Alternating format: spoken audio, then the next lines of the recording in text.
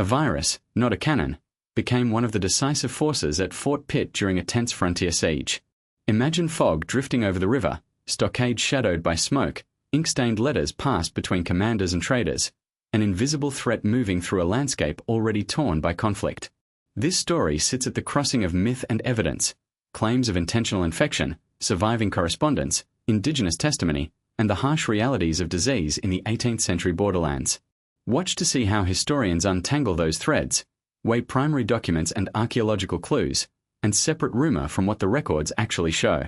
You'll gain a clearer picture of what happened at Fort Pitt, why it matters for understanding early American conflict, and how the legacy of disease shaped communities on the frontier. If you want calm, evidence-based history told with care, consider subscribing for more explorations like this. Introduction. Fort Pitt stood at a strategic confluence on the western frontier, a British stronghold whose fate mattered far beyond its palisades. Under siege by native forces during a wider uprising, the fort became the focal point of not only military skirmishing but also one of the most contentious episodes in early American colonial history, the deliberate transfer of smallpox-contaminated items to indigenous emissaries. Contemporary colonial records describe efforts to use disease as a weapon, while the larger conflict forced commanders to consider every possible means to defend the post. Several primary documents lie at the heart of the story. A journal kept by a trader and garrison member records that 2 blankets and a handkerchief taken from the fort's smallpox hospital were given to Delaware emissaries. Correspondence between British officers shows a willingness to employ contagion as a tactic. One senior commander suggested attempting to spread the disease among disaffected tribes, and another officer discussed the practicalities of carrying out that suggestion. The specific mention of smallpox linens in these records is an unusually direct piece of evidence for 18th century attempts to weaponize disease on the North American frontier. Historians and epidemiologists have treated these documents as both damning and ambiguous. They establish intent to try biological measures, but assessing effectiveness is more complicated. Smallpox was already a known and devastating force among indigenous populations, and disease transmission depends on complex factors such as viral viability, host susceptibility, and existing patterns of contact. Modern scholars emphasize that contaminated textiles are a plausible but not guaranteed route of smallpox transmission, and they caution against simple cause-and-effect claims about a single incident producing a regional epidemic. The episode's legacy extends into ethical debates and public memory. It features in discussions of the earliest instances of biological warfare and in broader examinations of colonial violence and policy toward native peoples. Museums and archives now present the surviving documents and contextual material, inviting careful interpretation rather than sensational conclusions. For those interested in learning more, primary sources like the Garrison Journal and the Officer Correspondence remain the starting point for sober, evidence-based inquiry. If you found this concise exploration useful, consider subscribing for more calm, well-sourced historical summaries. Frontier warfare context. When European settlers moved into the Trans-Appalachian frontier, they encountered a landscape already shaped by indigenous nations, seasonal travel routes, and long-standing patterns of trade and diplomacy. Forts were placed at strategic river confluences and portage points to control movement and commerce. Fort Pitt itself occupied the meeting of the Allegheny and Monongahela rivers, where the Ohio begins, making it a choke point for anyone moving into the interior. Colonial authorities and British commanders treated these forts as both trading hubs and military anchors, but the reality on the ground was messier. Control meant more than walls and cannons, and influence depended on alliances, supplies, and the rhythms of local politics. Warfare on the frontier favored mobility and deception over set-piece battles. Small war parties, often composed of native warriors, colonial rangers, and irregular militia, specialized in scouting, ambush, and rapid raids on isolated settlements or supply convoys. European-style regiments were frequently ill-suited to dense forest and riverine environments, so ranger units trained in woodland movement and native-inspired tactics became indispensable to British and colonial operations. Scouts and interpreters thus held outsized importance. A single warning from a friendly tribe could save whole communities from surprise attack. Logistics shaped strategy as much as combat tactics did. Forts served as repositories for provisions, ammunition, and trade goods, and their survival depended on tenuous supply lines that were vulnerable to interdiction. Riverine transport was crucial, but seasonal conditions and hostile activity could sever that lifeline. Commanders had to balance offensive operations with the constant need to provision garrisons and maintain relationships with neighboring indigenous groups through gift-giving and trade. Diplomatic channels and gift economies were tools of statecraft on par with muskets and fortifications. Civilians bore the blunt edge of frontier conflict. Settlements near forts might find temporary refuge behind palisades, yet many homesteads remained exposed to raid and displacement. Colonial governments responded with a mix of negotiation, punitive expeditions, and the bolstering of fort networks, while indigenous polities navigated shifting alliances to protect their homelands and trade interests. Disease and the movement of people across these contested spaces added another layer of vulnerability, altering the calculus of both military and diplomatic action. If you found this helpful, consider subscribing for more calm, factual explorations of complex historical subjects. The Siege of Fort Pitt. When native confederacies closed around the British post at the forks of the Ohio, the defenders inside found themselves cut off from the surrounding countryside and dependent on dwindling stores and ingenuity. Fort Pitt occupied a commanding position at the confluence of the Allegheny and Monongahela rivers, making it both a prized objective for indigenous forces and a linchpin for British control of the western frontier. The siege unfolded as a mix of surrounding camps, periodic attacks on supply parties, and psychological pressure aimed at forcing a surrender or starving the garrison into submission. Inside the palisades, the garrison improvised defensive measures and rationed food. Small sorties were launched to secure foraging parties and to keep the besiegers off balance. Communication with other British posts was precarious, and relief depended on a combination of nearby detachments and the ability of colonial forces to fight their way through hostile territory. The fort's strategic value made it a focal point for both combat and negotiation, and its commanders balanced forceful defense with attempts to open talks with certain native leaders. Negotiations were complicated and fraught with mistrust. Envoys came under flags of truce to discuss terms, and exchanges of goods took place even amid the tension. A trader's journal from the time records the delivery of blankets and a handkerchief from the fort's hospital to visiting native emissaries, a detail that has since drawn intense scrutiny. Contemporary correspondence between senior officers also shows discussions about using disease as a tool, language that modern readers find chilling and that historians continue to examine carefully for intent and impact. Relief efforts eventually reached the fort after difficult marches and clashes along the frontier, and the siege was lifted when a larger British column broke through the surrounding lines. The immediate outcome preserved the post for imperial control, but the wider consequences rippled through the region. Indigenous communities suffered outbreaks of disease that compounded the devastation of sustained warfare and displacement. Scholars debate the precise causal chains, acknowledging both the recorded attempts to spread infection and the complex epidemiological realities of the era. This episode illustrates how warfare on the frontier combined military, diplomatic, and biological elements in a confined and desperate struggle. It also serves as a reminder that documentary evidence, letters, journals, and official reports can reveal intent but rarely tells the full story of effects on communities. For more calm, well-sourced explorations like this, consider subscribing for gentle, fact-based history updates. Disease and strategy. When British commanders discussed using smallpox as an instrument of control, their correspondence made the calculation disturbingly explicit. A letter from General Geoffrey Amherst to Colonel Henry Bouquet on June 16, 1763 suggested the idea in blunt terms, and Bouquet's reply later that month indicated he would attempt to inoculate hostile tribes by using contaminated materials. A contemporaneous entry in the Journal of Trader William Trent at Fort Pitt records that 2 blankets and a handkerchief taken from the smallpox hospital were given to Delaware emissaries during a parley, an action presented then as a pragmatic step in a desperate defensive situation. Smallpox was understood differently in the 18th century than it is today, yet some practical epidemiological observations mattered even then. The variola virus spreads most efficiently by direct contact and respiratory droplets, but contaminated objects, clothing, bedding, or other fomites, can carry infectious material for a time and present a plausible route of transmission in certain circumstances. Native communities in the inland frontier lacked immunity to Old World diseases, making even limited exposure potentially catastrophic. Commanders who weighed disease as a weapon were counting on disruption. Fewer fighters, fractured alliances, and communities so preoccupied by sickness that they could not sustain coordinated resistance. Strategic thinking combined military necessity with a crude public health logic. Besieged garrisons faced shortages of men and supplies, and some officers saw contagion as a means to relieve pressure without direct combat. Documents from the period show that this thinking was not purely theoretical. Frontier commanders and officials discussed and in a few cases acted on the notion. That reality has produced a long-standing debate among historians and epidemiologists.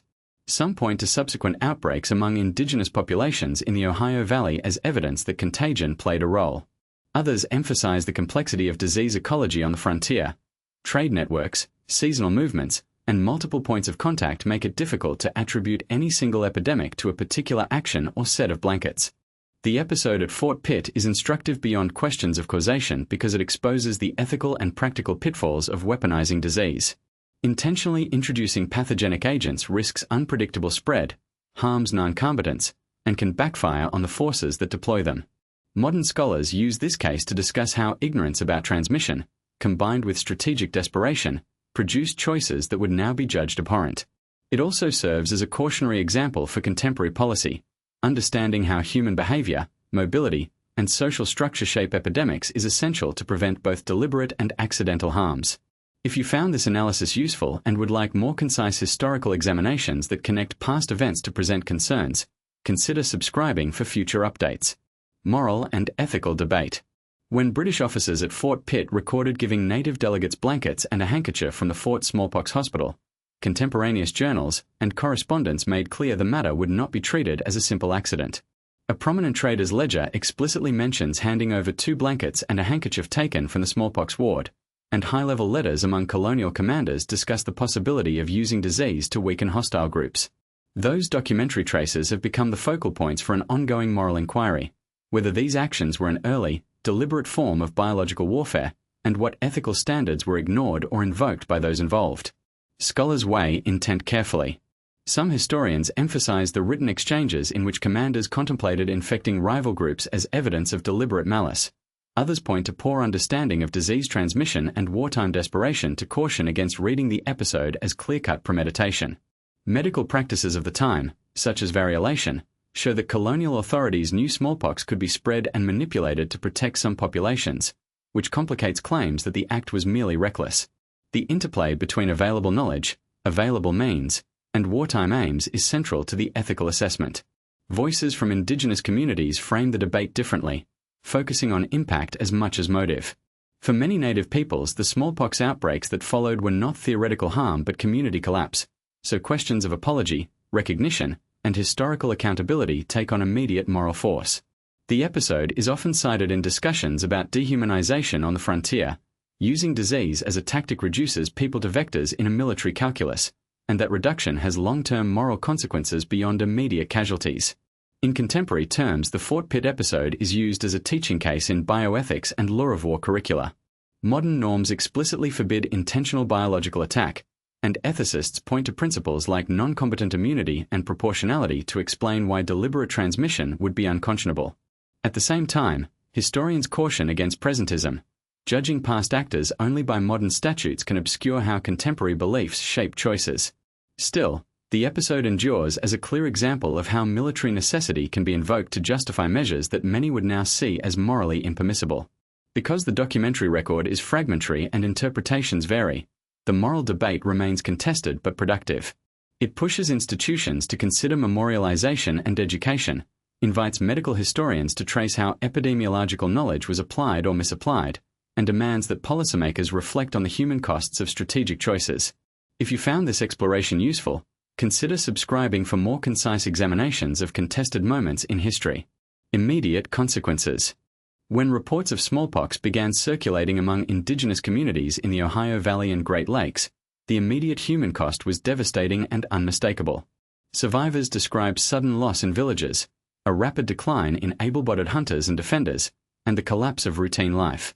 Entire families were left without elders who carried oral histories and with few people able to tend crops or hunt, producing food shortages that compounded the health crisis. The tactical consequences for indigenous confederacies were abrupt and severe. Bands that had been able to field fighters and sustain long campaigns found their numbers depleted, forcing leaders to withdraw from contested areas and abandon coordinated offensives. Encampments that had been secure meeting places emptied as frightened populations dispersed along trade routes or sought refuge in more remote locations. Allies separated by distance and illness could no longer rely on timely support, and planned sieges or joint actions dissolved under the pressure of epidemic disruption. Diplomatic relations unraveled almost overnight. Delegations and parleying halted. Emissaries were mistrusted and travel between forts and villages dropped sharply. The report from Fort Pitt that items taken from a smallpox hospital were handed to indigenous envoys, an act recorded in contemporary correspondence, intensified distrust and hardened attitudes on both sides. Negotiations that might have restored peace were postponed or abandoned, replaced by fear, grievance, and often reprisals that were more chaotic than strategic. Military and colonial administrations also felt immediate reverberations. Garrisons faced complicated choices about quarantine and care, while supply lines were strained as local provisioning faltered. Some soldiers and settlers moved into vacated homesteads and hunting grounds, even as colonial authorities tried to manage the epidemic's fallout. At the same time, the crisis sparked urgent questions about wartime conduct and medical practice, prompting debate among commanders and officials who recorded their actions and rationales in letters and orders. Communities trying to cope with the emergency improvised relief measures. Families combined resources, and neighboring bands sometimes offered shelter to survivors, but the logistical strain was profound. Food stores were depleted faster than they could be replenished. Ritual and social structures meant to heal and restore order were interrupted, leaving a psychological toll that accompanied the visible losses. The immediate aftermath reshaped frontier life in ways that were visible within months. Patterns of settlement shifted as some indigenous people retreated from frontier zones. Colonial expansion met less organized resistance in certain areas, even as hostility and suspicion hardened elsewhere. The episode left contemporaries with a complex legacy, a humanitarian catastrophe entwined with strategic calculations, and a set of consequences that fed into longer-term changes on the frontier. If you appreciated this careful look at what unfolded right after the events at Fort Pitt, consider subscribing for more grounded historical analysis and clear summaries of how single incidents reverberate through communities. Legacy. Documents from Fort Pitt, military correspondence between British officers and a trader's journal, left a record that still shapes how scholars, indigenous communities, and the public understand the episode. Letters from a senior commander to his subordinate discuss the use of disease as a tool, and a garrison account records the distribution of infected items to visiting native delegates during the broader uprising that year. These primary sources anchor the controversy and ensure the incident remains more than anecdote. It is a documented episode in colonial military practice and frontier diplomacy. Scholars have not reached a simple consensus about intent or effect. Some historians underscore the explicit language in correspondence as evidence of intent to spread smallpox, while others place the correspondence within a larger epidemiological and social context to argue that the resulting epidemic's trajectory was shaped by multiple factors beyond any single act. Important recent work, notably by historian Elizabeth A. Fenn, has treated the event as one piece of a continental pattern of disease spread, showing how mobility, trade networks, and prior population immunity all influenced outcomes. The debate itself has become part of the legacy. It models rigorous archival work and cautious interpretation for students of history. For indigenous nations, the episode is not merely academic. It is part of lived memory and ongoing claims about historical injustice. Lenape, Shawnee, and other nations involved in the frontier conflict experienced demographic collapse and social dislocation, and the Fort Pitt incident is often cited by communities and advocates as emblematic of the larger patterns of dispossession and deliberate harm.